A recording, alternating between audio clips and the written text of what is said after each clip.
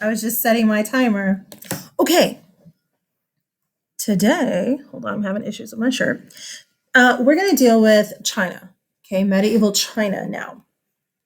In your notes, you have Dar al-Islam. Excuse me. You have Dar al-Islam, and then India, and then we have China and Mongolia.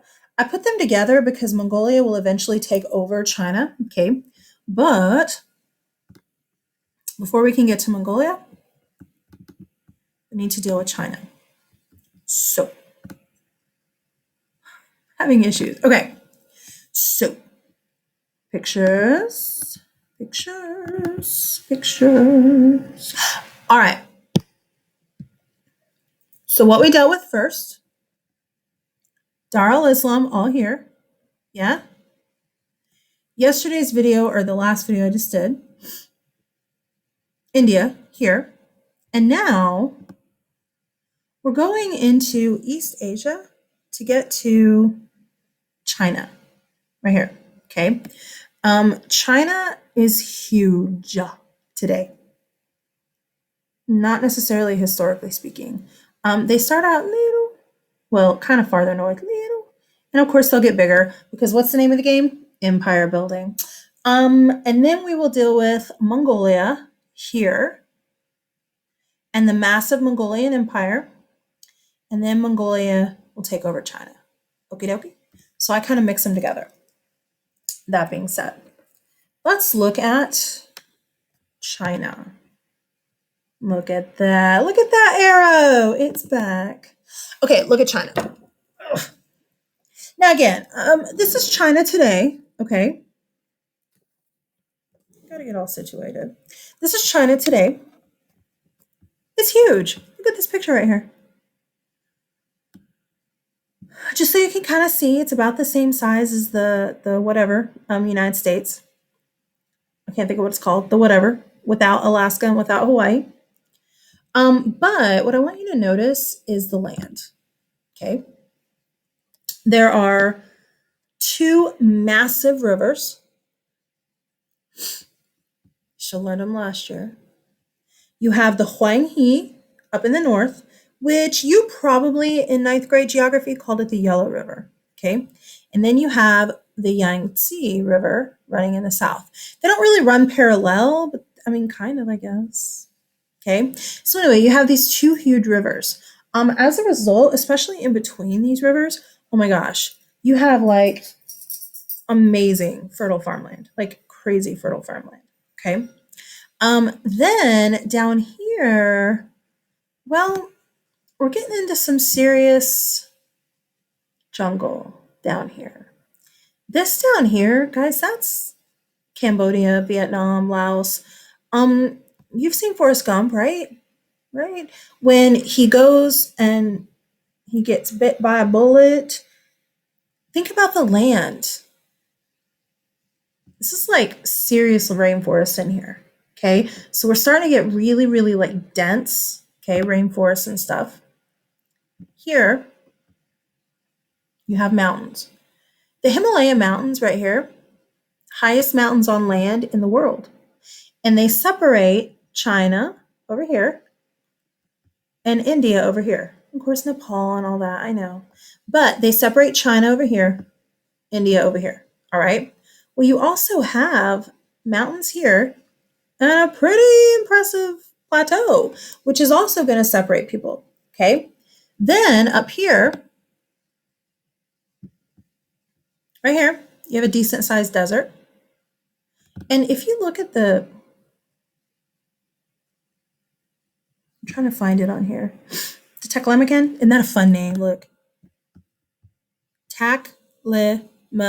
Isn't that fun? Taklamakan. The Taklamakan, I just like saying it. Desert is like in here. It's a pretty big chunk if you compare it to the US. And then you have the Gobi Desert, which is like gigantinormous. It's not the biggest in the world. The biggest is the Sahara, but the Gobi Desert is pretty massive also. So what this does to China, the desert over here, the mountains here, the dense rainforest here, and then of course you have the water here, China is going to be fairly isolated just because of geography. However, they do almost said hunt. I mean, of course they do. They do farm, okay? But something pretty impressive happens when they discover a food from Cambodia down here. How do they discover it? Well, trade. Trade. It's that simple, trade. This rice, it's a type of rice. It's called champa rice. The cool thing with champa rice, here we go. The cool thing with champa rice is that you can okay, y'all, I'm so not a farmer. I'm a city girl all the way. I don't know what any of this stuff means, but you can harvest the plant like multiple times a year. I don't know what's normal. Once, twice, 10. But I know with champa rice, you can harvest it over and over again, which is great for producing food. You also have a situation where it grows really fast. Plus, it's just really pretty and cool to look at. Like, I always want to paint this picture. I think it looks cool. But when it's cooked, want to see? You all know what champa rice is. Yummy. It's just a type of rice. What's cool though is when China got the champa rice, they were doing okay. Population wise and everything, they were. But the champa rice, because they can produce more food at a faster rate, guess what happens to population? It skyrockets big time. Okay, so the champa rice is like a direct cause, of the rise of population in China. Now, we're talking historically. Please remember, we're not talking today. All right, when you can trade everything, we're talking. I knew it. I was looking to see if I put the numbers on my notes, and I did. Right here.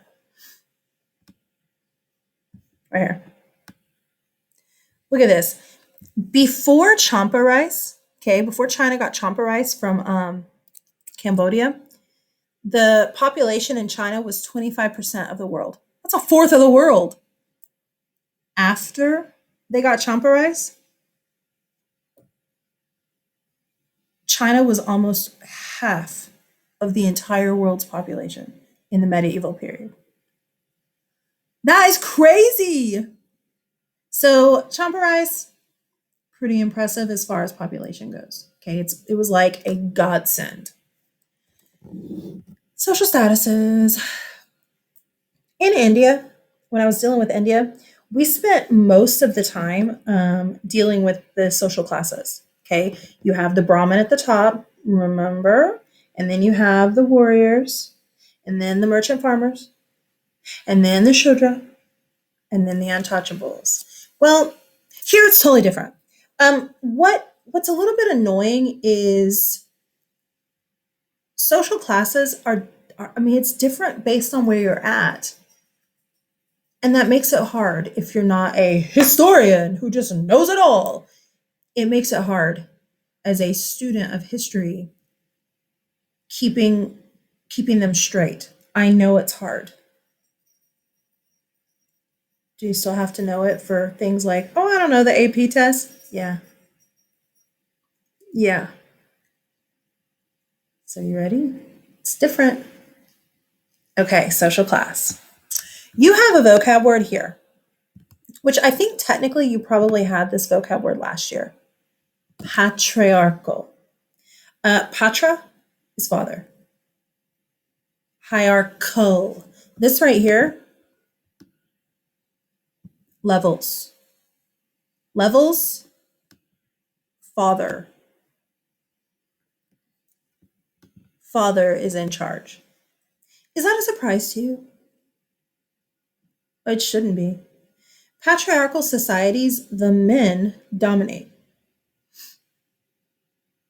Well, duh. No surprise, I don't think. Okay, historically speaking. Women in China very much so had the they should be seen and not heard mentality about them. You've seen Mulan, right? What do they do when they're trying to marry her? They're trying to calm down her rambunctiousness. They're trying to make her a pretty little quiet flower, right? And if you haven't, well, that's one of our documents in class. I will show you that song, and we'll do that document. Uh, we'll do that as a document, I should say. But women, very much so in historical China, were supposed to be seen, not heard. Okay, very little rights. The women took care of the men. The women had babies. The women took care of the homes. Men often, in fact, upper class men predominantly had multiple wives. Lower class women, girls even, would be married off to upper class men, and that's why they would have so many wives. Whichever wife produced the first male of the family, she was the most important wife. If I'm the fourth wife to some Chinese guy, right? Fourth wife. There's three other women above me, ahead of me, more important than me. They've already had daughters. I come into the family. I give my husband his first son. I am now the first wife. I am the most important. Make sense? It's all about producing sons. Well, there's a visual display of this as well. There's this thing that you probably talked about last year called foot binding. This is a quote unquote normal foot. I'm so not a foot person.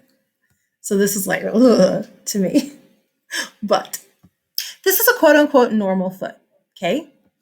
This is a Chinese woman's foot that has been bound. Do you see a problem? Here's what they do. They don't cut the foot off. Guys, these are her toes underneath. Pretend like my hand is my foot. Here's the heel. Oh, wait. Here's the heel. Here's the toe. Yes? Okay, here's the ball of the foot. Yeah? Basically, what they do is when she's a baby, when she's a little baby, they take her toes and they break them. Yeah? And then they pull her toes under the ball of her foot. Right here. That's what you're seeing here. Those are her toes, guys. Her toes are pulled under her foot, and then her foot is bound. You break it, and then it grows back this way. This was done for a few reasons. One reason is because the lotus flower in Buddhism is a big deal. It's like a big symbol. They wanted the feet to look like a lotus flower. What do you think? Does that look like a lotus flower? Or does it just look like a creepy foot? Another reason, famously joked about, supposedly they said women couldn't run. Oh my gosh, that's terrible. Another reason, it was seen as beautiful.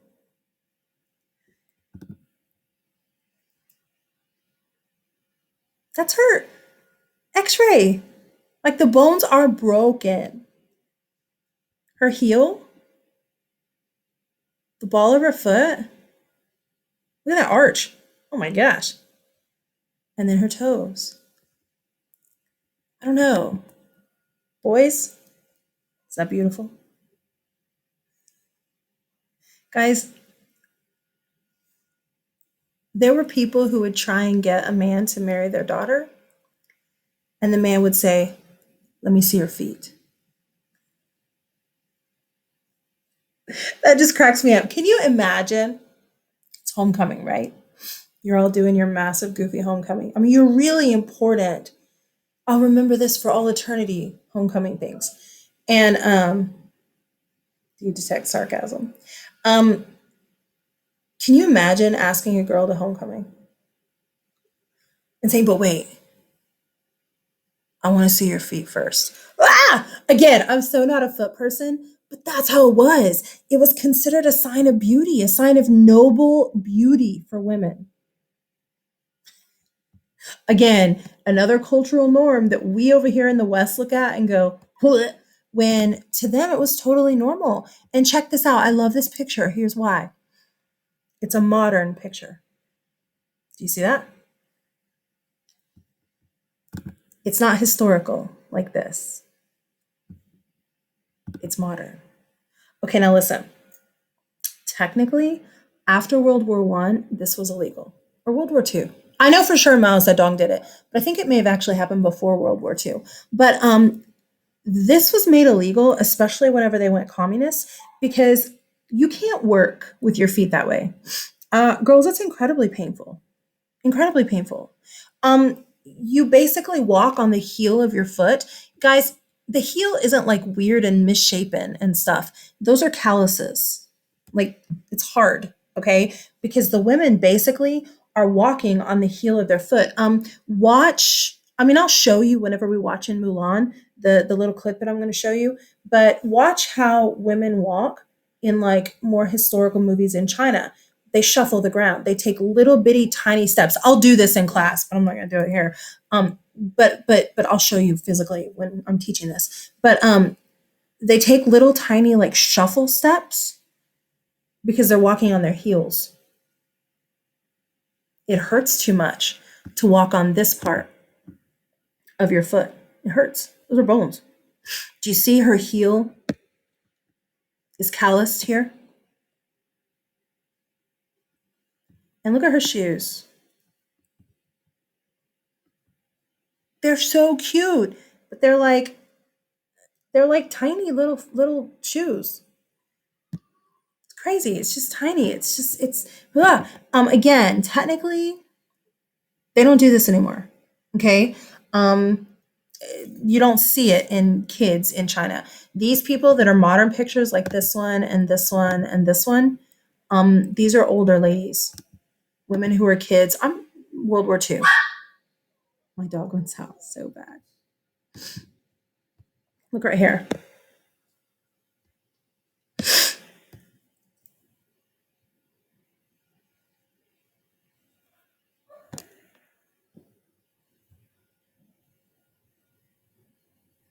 It's just part of me is like, ah, and part of me is like, wow, just because I love culture stuff. And where'd my arrow go?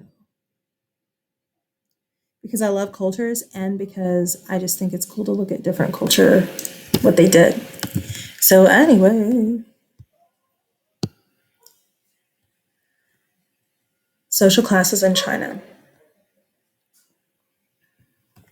Okay. At the top, you have the royalty. No surprise there, right? Underneath that, though, you have nobility, but it's like there's two groups of nobility. Okay, you'll have this in Europe as well. The high nobles and the low nobles, the vassals and the other nobles. But we'll get there. But here in this situation, the high nobles are this word right here, aristocracy. The aristocrats, the aristocracy, yes, they're nobility, but they're nobles with their wealth based on land, how much land they own. Therefore, from a historical point of view, we call them the landed nobility.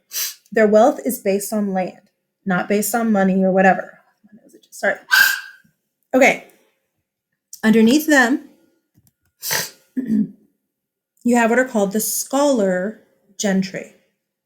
Those are like the lower nobles. And most of them are like government people. Okay. Most of them work in the government. They're part of the bureaucracy. I'll talk about that in a minute. But yes, there's a king. But I mean, even a king still has to have people that like work with him, work under him, help him.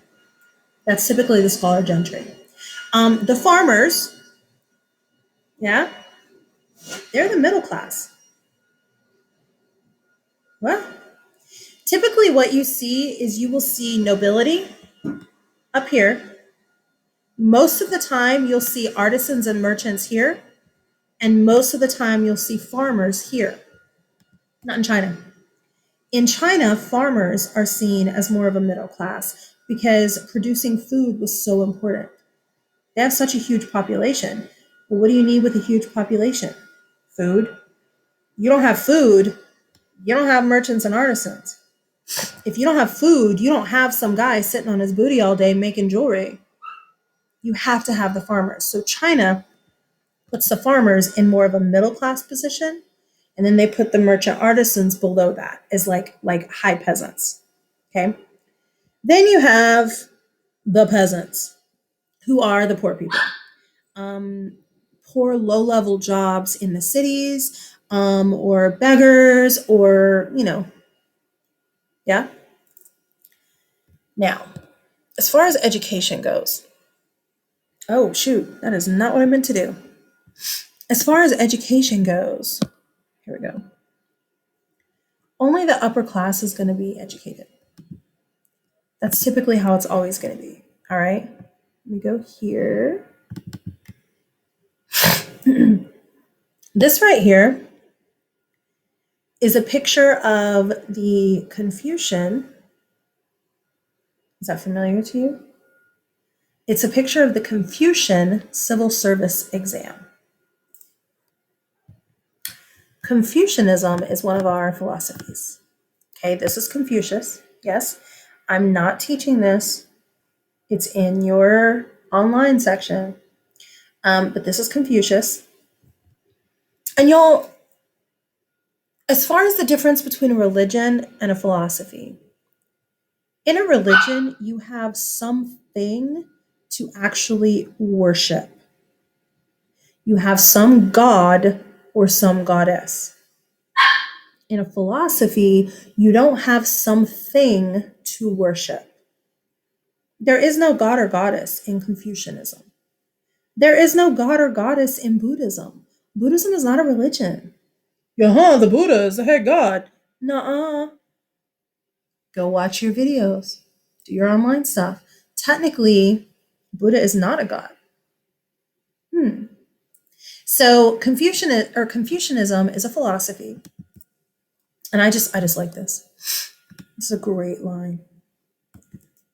Real knowledge is to know the extent of your ignorance. And that was said by Confucius, supposedly.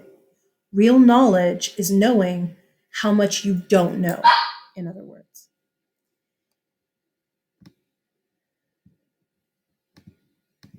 One of the things that Confucianism is big on, other than the 5 relationships and all that, one of the things that Confucianism is big on is talent-driven governments. Having someone in charge of the government, not because of who their dad is, not because of what family they were born into, but because of what they know and what they can do. It's called merit-based. Merit-based. You're good at it? All right, we'll let you do it. The civil service exam was an exam that was set up. It's a Confucian idea. And the government was like, dude, we like this. So they set it up, right? And basically, it's a test that you take to make sure that people who want to be part of the government actually know how to rule. You need to have people in charge of your government that know how to be in charge. If you don't, you have a problem. Confucius said, don't just put people in charge because they're the prince. You're going to get an idiot for a king. A true story. I can't tell you. Like that's a theme, not in AP history, but that's a theme in pre-AP world history that I focus on a lot with especially ancient kings. You'll have an amazing king, and then his son is an idiot and loses everything. And that is a theme over and over and over again. And he says, this needs to stop. We need to have people in charge of our government who actually know how to rule, who actually know the laws. I don't know, who can actually read and write. Yeah? So that's what you're seeing in this picture. Yes, people were educated in China. Typically, they're going to be the scholar gentry, and typically they're going to be the aristocracy. Do the merchants need to know basic reading and writing skills? That was a question. Did you answer it? Do the merchants need to know basic reading and writing skills? Yes. They write receipts just like we have receipts today. Do the merchants need to know basic math? Yes, they sell things. Absolutely. So there's some level of education with the merchants, but what about the farmers and stuff? Some. I mean, there's education for everybody, I guess, depending on like what your job is, but not like book education. Okay. Okay. I knew I had another one. Here's another picture of the civil service exam being, I don't know, distributed, given to a bunch of students. It's like the STAR, except probably more worthwhile. But yeah, is this kid ready to actually be part of our government? See, China has an interesting government. It's called theocracy. I don't know if I put it in your notes or not. I don't remember. I did. Woohoo! Dang, I did that a minute ago too. I made it small and I didn't mean to. China's government. It is a monarchy. Monarchy means king. King and queen, and it's hereditary. Okay? One man rules, hereditary. Theocratic. The root word here is theos. Theos. Theos means God. Okay? In China this early, there isn't a state religion. Like Muslim, we're all Muslims. Or Hindu, we're all Hindus. Or Christian, we're all Christian. Everybody isn't Buddhist or Confucianist, and they're not even religions anyway. They don't even have a God. But there is this idea that the spirits tell the Chinese who should be the ruler. It's called the mandate of heaven. That the spirits want somebody to be the king, so they put that person in power. A government that is put into power by a god or by the priests or by the Holy Scripture, that's a theocracy. It's a government, democracy, okay? Government backed by God. In this case, spirit, right here. Okay? So you do have a king who's there because God said I could rule, but they don't do it all by themselves. Okay? They have what's called a bureaucracy. Have you ever heard in movies like, whoa, have you ever heard in movies like where they say, oh, the bureaucrats, blah, blah, blah, blah, blah? The bureaucrats are just people who work in the government. They're people who are appointed to be in charge of things. Well, ancient China did that too. They understood that one man couldn't take care of this huge area of land, so they have other people do it for them, like a finance minister, or I don't know, the royal messenger, or the general. They put other people in charge of other things. Does that make sense? It's kind of like the principal can't control everything. They have to have bureaucrats, assistant principals, bureaucrats to focus on specific things, to focus on the sophomores, to focus on the seniors, to focus on the, I don't know, whatever. That's kind of the idea, okay? Is the king, the principal, says, here's what we're going to do.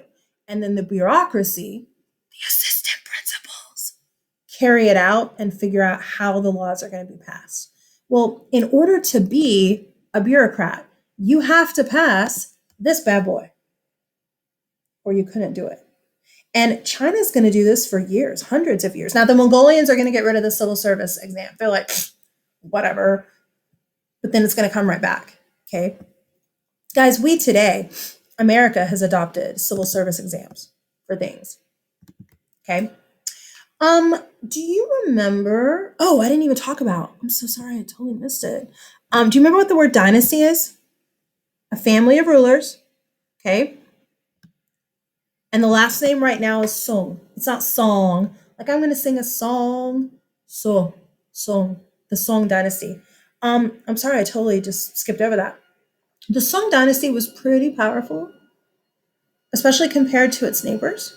And so one of the things that the Song starts doing, remember this word? Did I put it? Yep. They start collecting tribute.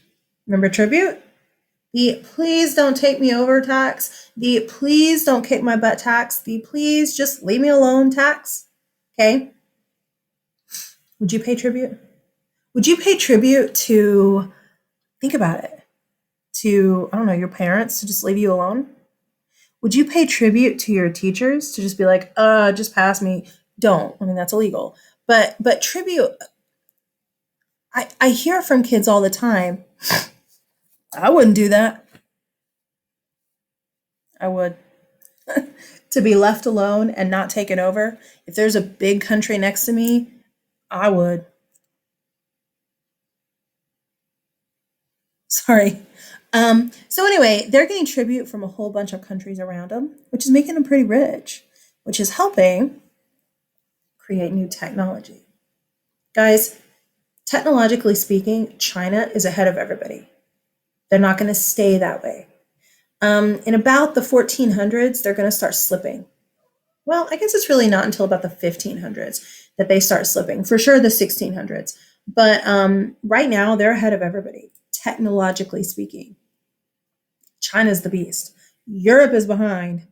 China and like Dar al Islam, way ahead. That being said, some of the things that they have. Let's look at some pictures.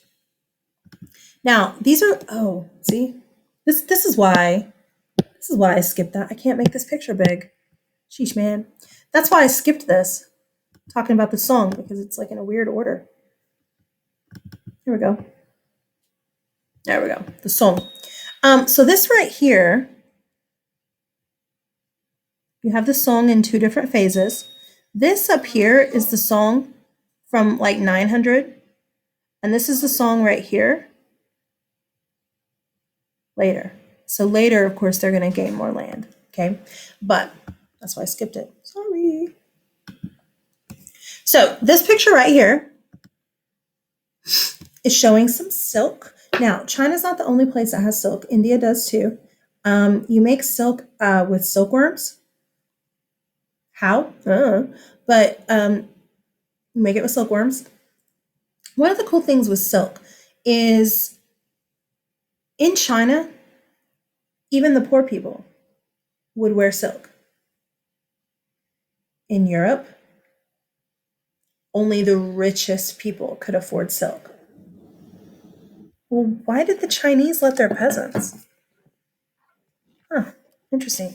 China is going to be seen as like much more civilized, much more prim and proper. I mean, their peasants are wearing silk. Wow.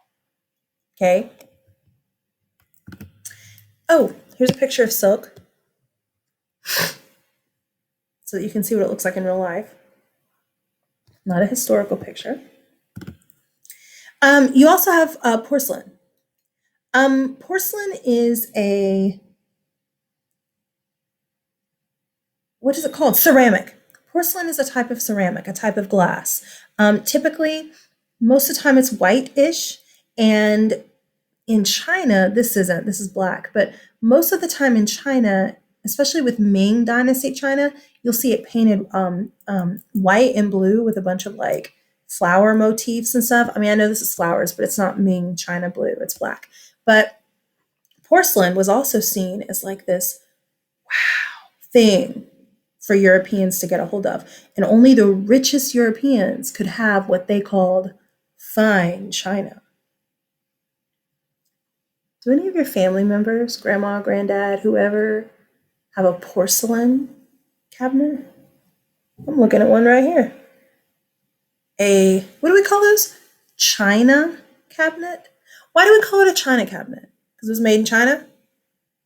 No, because of the porcelain. Originally came from China. Later, other places will have it though. This is a big one. Compass. Okay, I hear this every year. When I ask kids, what does a compass do? Tells you which direction you're going? No. No, it does not. Mm-mm.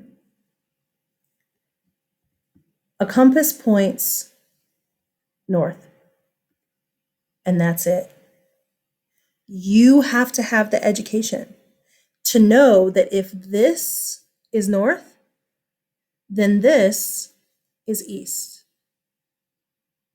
If this compass, I am facing east.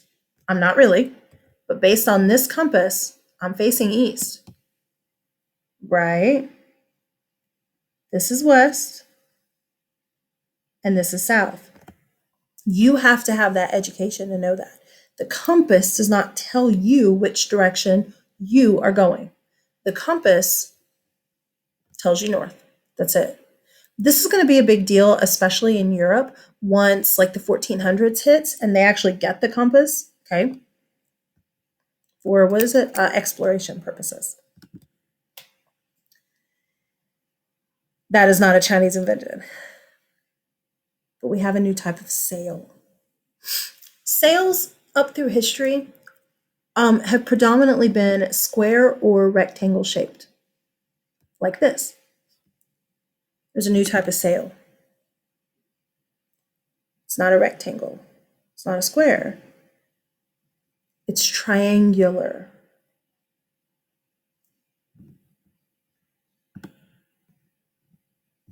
Okay, look. Let me get a piece of paper. I need a piece of paper. I'll use this one. Okay, look. Here's what the sails do. Okay. Let me get turned. Okay. So if this is a sail, yes? Okay, listen. I don't know or understand the physics behind this. All right. I had a kid last year whose dad is actually a physics teacher here, and he explained this to me, physics wise, the reason why. I was like, okay. I don't get it.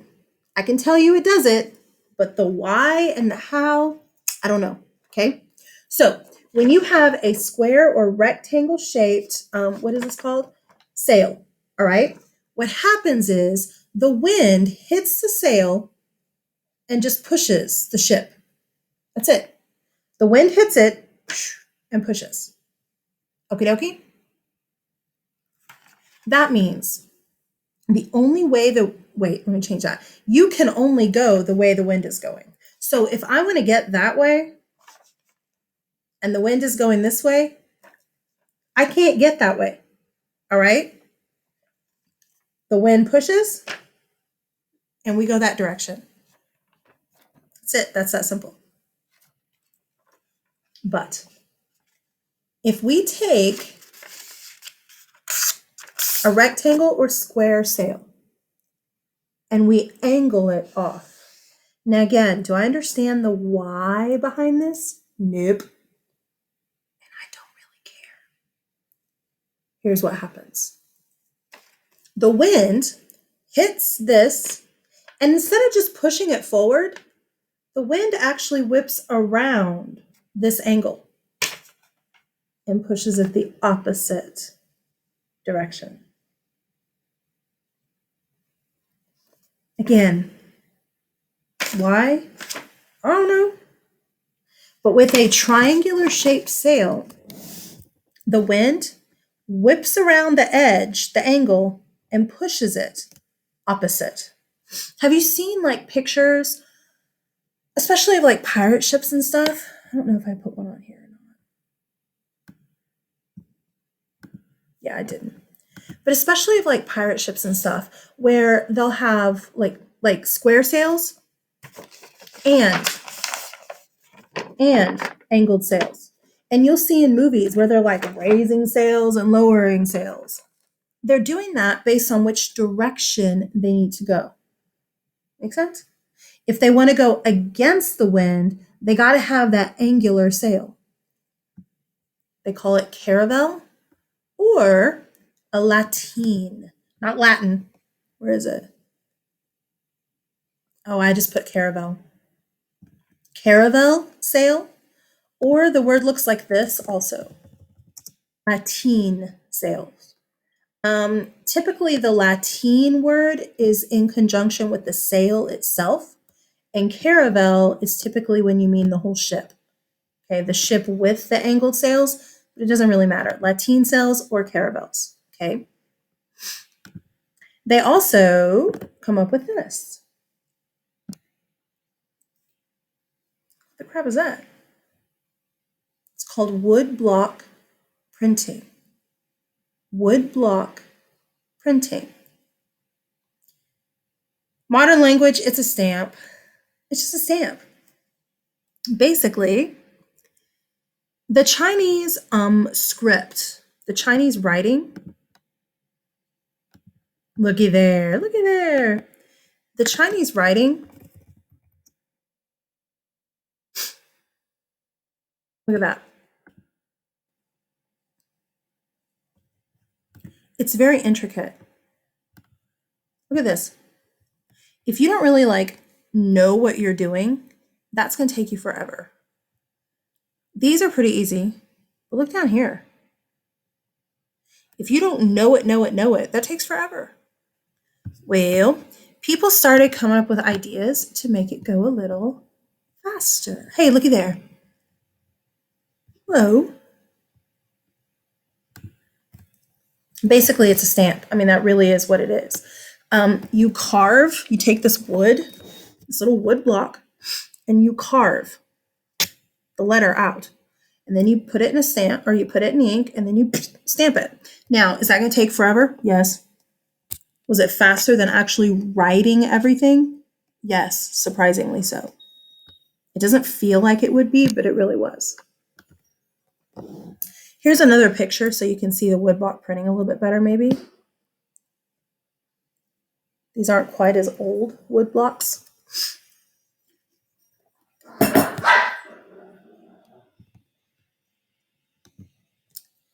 then we have your favorite and mine, gunpowder.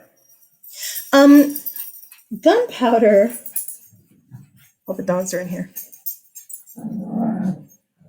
Can you hear them? Gunpowder originally was made for fireworks. Well, that's not true. Let me change the way I said that. Originally, the Chinese used gunpowder for fireworks. They're like, oh, it's fun and cool and pretty. And eventually they're like, oh, shoot, we can blow things up. They're going to use some guns. They're just playing, y'all. Guns aren't going to be the norm, though, in China this early because they would backfire quite a bit.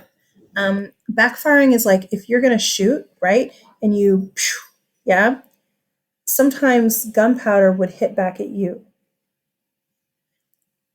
One of the ways to fix that is to wear leather gloves to shoot a little bit off, not right in front of your face. But about 50% of the time at first, guns were backfiring. 50% of the time, that's every other time that gun goes off, it is backfiring. Those aren't good odds. So the Chinese don't really stick with the gun for very long. They do start other cool things like this. This is a flamethrower. Oh, I'm sorry, this is a rocket flamethrower. I just think they're cool. Where'd my mouse go? Okay, there we go. There we go. Here's another picture of like a flamethrower rocket. Aren't they cool? And of course, those will be a big deal, once they get going. Okay, what you're looking at here, it's another technological thing. It's not like an invention like the other ones are, but it's a big deal. It's called the Grand Canal. Okay, what's a canal? It's a man-made river. Okay, look. If we go back up to this map right here, where you have the Huanghe, the rivers, the Huanghe and the Yangtze. If somebody was like living over here and they wanted to get goods to this village here, going through the desert, not great. Going through the mountains, not great. So what they would do is this. They would put stuff on a boat and they would take it all the way down the Huanghe into the Yellow Sea, all the way up the Yangtze, and deliver it to these villages. Well, that was also kind of a pain. So they got the bright idea. It was the Sui Dynasty, I believe, got the great idea to dig a canal. I think it's actually over here, but that's okay. To dig a canal. Guys, this is man-made, and it's not made with bulldozers or almost said fireworks, dynamite or any of that modern stuff. This thing's big.